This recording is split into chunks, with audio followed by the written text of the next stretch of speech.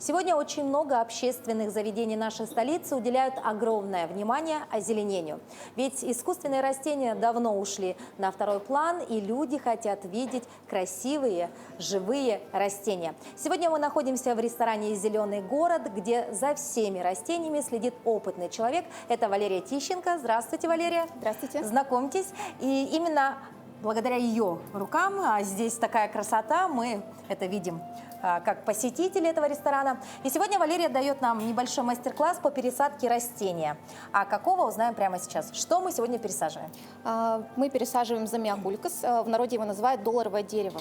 Вот это. Видимо, схоже немножко с денежным деревом по форме листа, поэтому его так называют. Хотя есть еще и легенда. Какая? Там что-то связано с золотодобытчиками. Они с корабля, по-моему, при крушении спустились на какой-то остров и спрятали свой клад именно под этим растением. Валерия, а почему именно замиокулькас так популярен среди любителей растениеводства? Наверное, первая причина – это как раз-таки поверье, которое говорит о том, что это растение приносит достаток, денежный достаток в дом. Второе, растение абсолютно неприхотливо, так как к воздуху, к поливу и грунту. Поэтому чаще всего его выбирают. Но при всем при этом я очень часто провожу мастер-класс именно по этому растению, потому что насколько оно неприхотливо, настолько же часто допускают ошибки в уходе. Вот так вот, да? То есть, казалось бы, посадил и радуйся, а на самом деле есть свои нюансы. Да. И об этом подробнее сегодня мы расскажем в течение нашего эфира. Ну, давайте приступим. Так, первым делом, конечно же, мы обезопасим свои ручки от грязи. Оденем перчаточки. Замиокулькас. Долларовое дерево. Очень интересно. Интересно, у кого-то это поверье вообще срабатывало?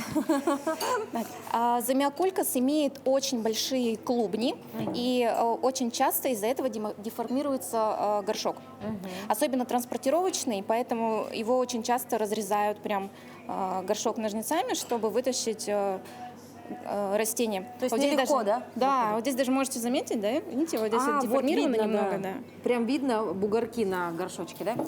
Сейчас мы попробуем его вытащить так. Если не получится, разрежем ножничками.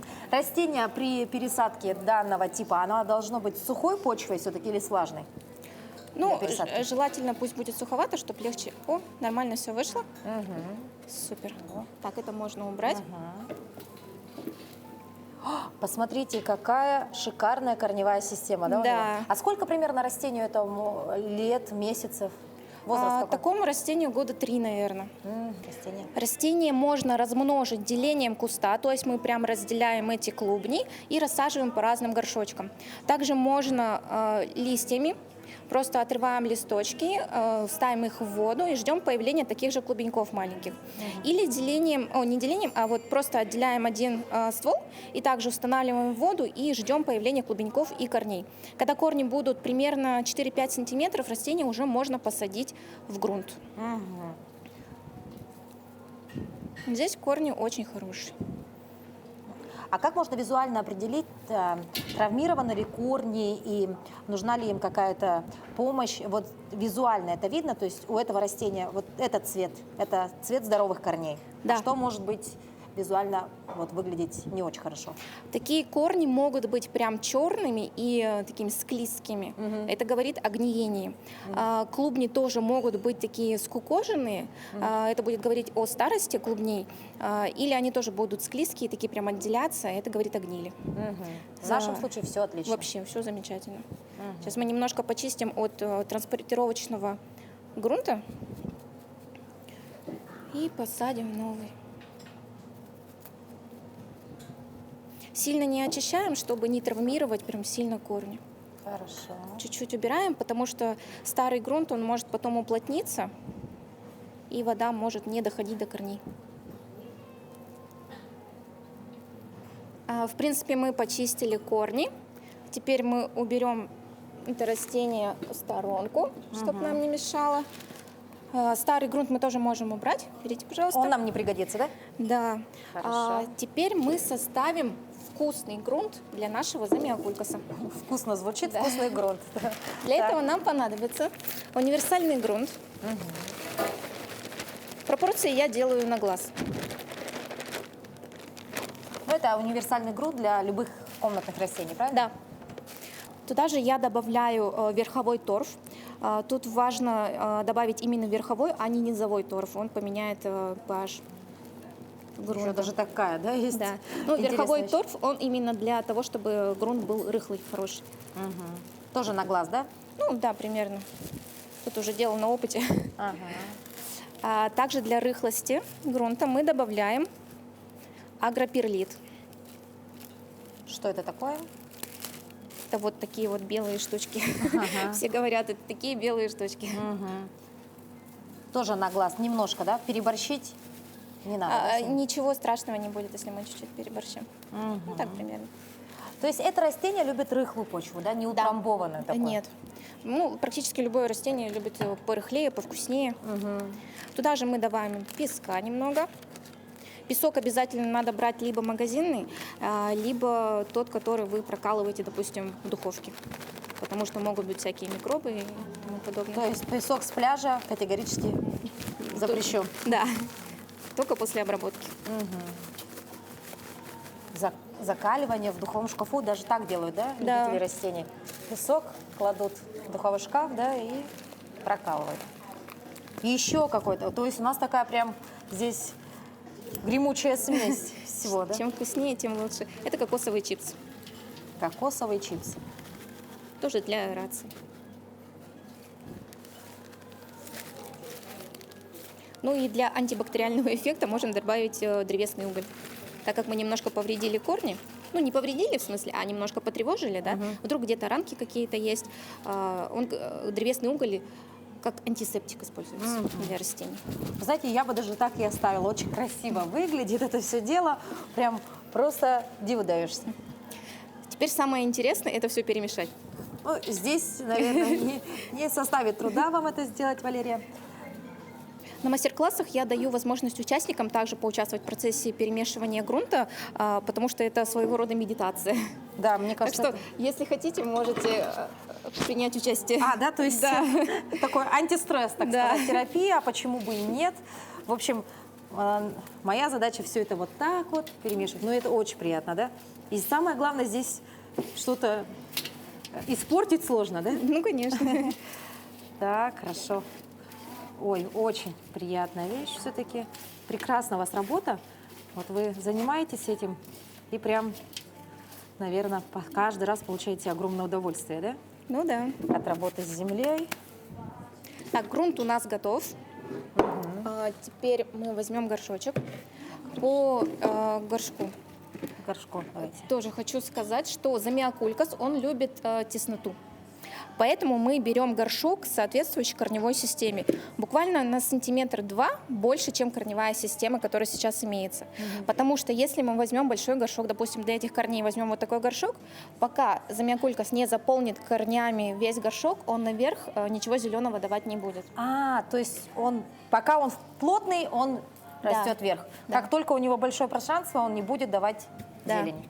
Поэтому даже когда мы используем деление куста, некоторые тоже пытаются посадить вот этот маленький комочек сразу в какой-нибудь большой горшок, да, а потом сидят и ждут, когда там что-то новое появится, оно не появляется, потому что он сидит и ждет, когда вот все это заполнит, когда коснется стенками, своими клубнями стенки горшка, только тогда начинает вверх давать что-то. Отлично. Так, сейчас первым делом, хоть здесь и есть дренажные отверстия, но мы все равно добавляем керамзит. Чтобы, Дополнение, да? Да, Так, чтобы корни не гнили. 2-3 сантиметра добавляем. Ну, примерно вот так вот. Теперь мы добавим немножко грунта на дно. немного совсем.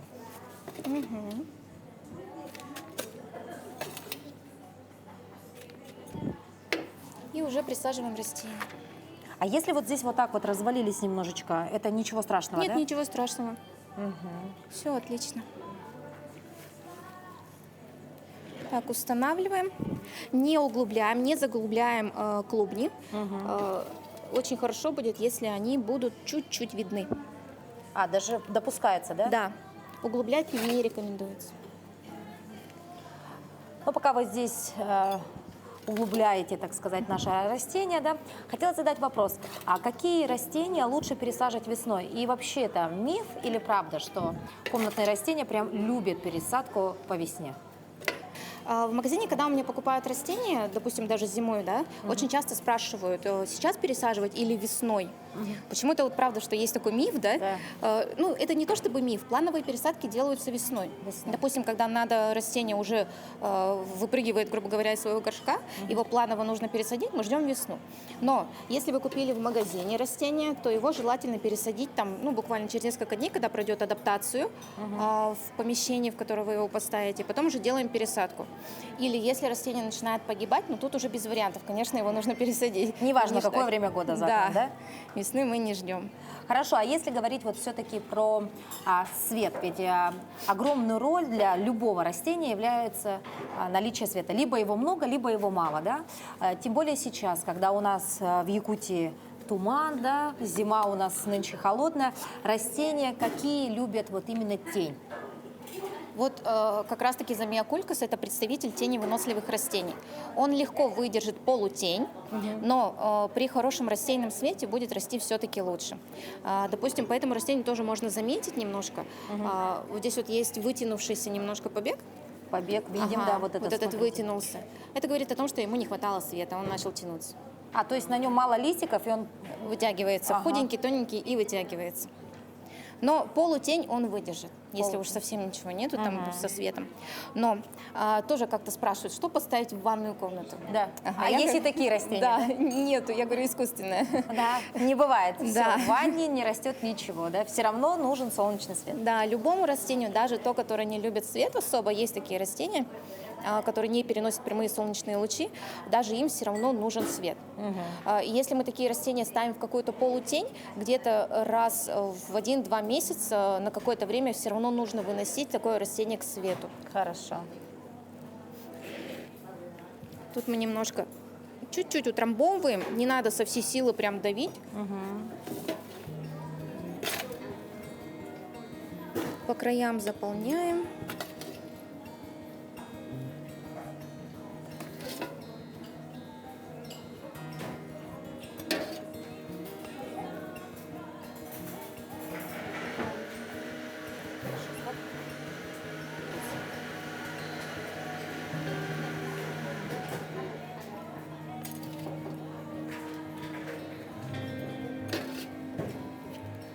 Ну, в принципе, горшок мы заполнили грунтом, поэтому землю мы можем убрать. Убираем. Ну, по мне, так процесс будто бы завершен. Но нет. Нет, еще что-то, да? Да, при пересадках мы используем препараты антистресс. Здесь я его уже развела по инструкции, поэтому мы... Даже у растений есть стресс, да? Да. То есть это такая биодобавка, да? Да, антистресс. Антистресс, запоминаем. Обработаем препаратом антистресса, чтобы растение хорошо прижилось на новом месте. Валерия, вроде бы процесс завершен. Нужно ли поливать замиокулькас? После пересадки в ближайшие дней там 5-7 мы не поливаем растения, так как мы могли при пересадке повредить немножко корни, поэтому мы не поливаем, чтобы не произошло загниение. То есть 3-4 дня достаточно вот так поставила, чтобы оно, да? Примерно так, можно чуть больше. А вообще потом в последующем, как часто нужно поливать подобное растение? Это растение имеет способность накапливать влагу именно в своих клубнях. Вы же видели, какие они большие. Большие клубни, да. Они накапливают в себе влагу. Поэтому мы поливаем достаточно редко. Особенно зимой вообще можно поливать раз в 10 дней, там, ну, примерно так. Летом и весной мы поливаем чуть-чуть почаще. Почаще. Да, помимо этого замиокулькас любит влажность, но не то чтобы прямо опрыскивать его каждый день. Там, очень важно протирать листья от пыли. Чем? Обычной тряпочкой протираем от пыли, потому что помимо того, что он, допустим, питается водой через клубни, через корни, он берет влагу через поры своих листиков, поэтому листики всегда должны быть чистые. Валерия, у любого комнатного растения, конечно, бывают такие случаи, когда появляются вот что-то подобие мелких жучков-паучков, которые позже летают и по квартире. Что это? Да, действительно, очень часто бывает такой момент, что вот как раз касается замиокулькаса, его очень часто переливают, вследствие чего появляются маленькие мушки, как комарики, да, грибные комарики их называют. В почве они появляются? Они летают, сами они не представляют никакой опасности, но они откладывают свои личинки именно на влажном грунте. То есть первым делом, если появились такие личинки, надо позаботиться о том, чтобы у вас не был переувлажнен верхний слой грунта, потому что личинки созревают именно в нем. Потом, чтобы избавиться от грибных комариков, первым делом нужно будет отрегулировать полив растений. Потом желательно, допустим, собрать все растения в одной комнате. В той комнате, где они все стояли, можно будет обработать воздух какими-нибудь дихлофосами, которые от вредителей летающих. Самое главное, 3 правила, чтобы предотвратить появление грибных комариков, это не переувлажнять грунт, не поливать органическими удобрениями различными. Очень часто поливают, допустим, банановой кожурой отстоявшейся. Да? Не надо этого делать. Такого делать не надо. Лучше покупать специальные удобрения в магазинах. Ну, они не особо дорогие, правильно, доступны? Да, да. И регулярно удалять какие-то отвядшие листья, чтобы ничего, допустим, не падало именно в горшок и не подгнивало уже здесь. И тогда долларовое дерево будет радовать вас и еще и по поверьям приносить финансовый достаток. Да? Да.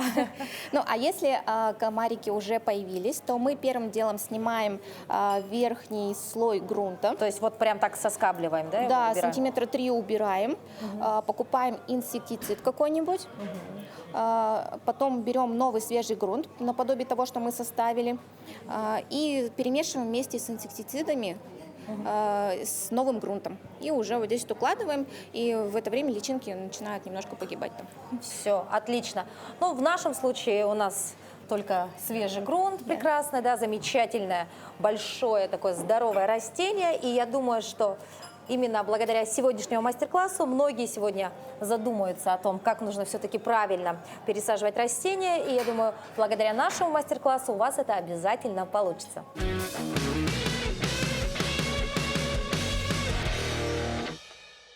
Хочу предложить вариант озеленения для тех, у кого маленькие помещения, кто не может использовать какие-то большие напольные кашпо с какими-то высокими растениями, да, но очень хочет озеленить свое пространство. Есть такие фитомодули. В каждом устанавливается по 12 растений в маленьких кашпо литровых. Здесь у нас использованы растения преимущественно вьющиеся лианы, это пипремнумы. Можно разбавить хлорофитумами или, допустим, присутствует здесь цветок маранта. Такая стена займет очень мало места и оживит ваше пространство.